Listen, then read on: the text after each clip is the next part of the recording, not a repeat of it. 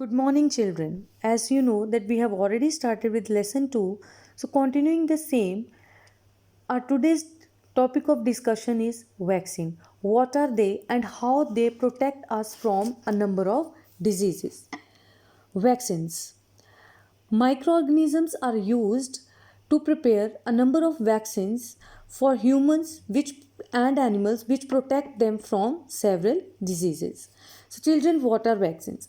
Vaccines, they consist of dead or weakened microbes.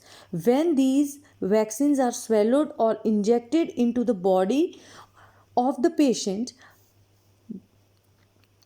the body produces antibodies to fight against those disease causing germs. The antibodies remain in the body and protect it from any future attack of the disease causing germs. So, our body is said to have developed immunity against that disease. Vaccination is also therefore called immunization.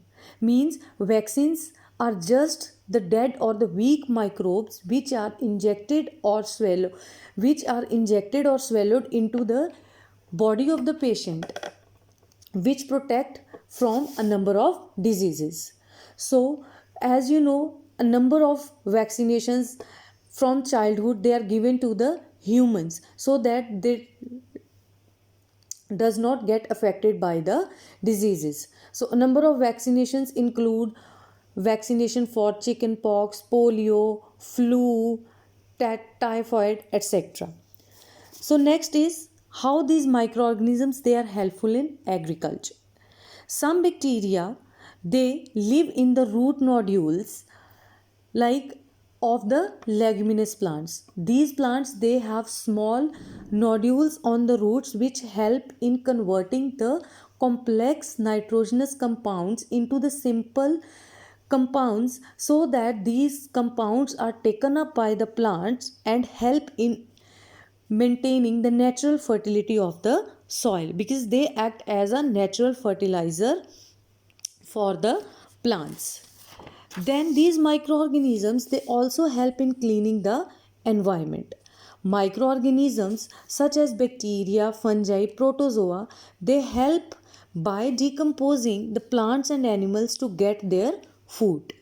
Without microbes, the piles of dead organism would cover the earth because there will be no one to decompose that dead organic matter.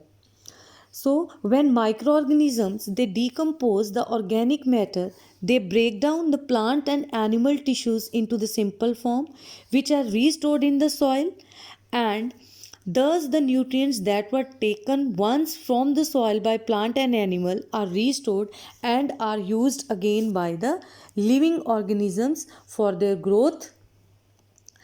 So this is all about how the microorganisms they are useful to us.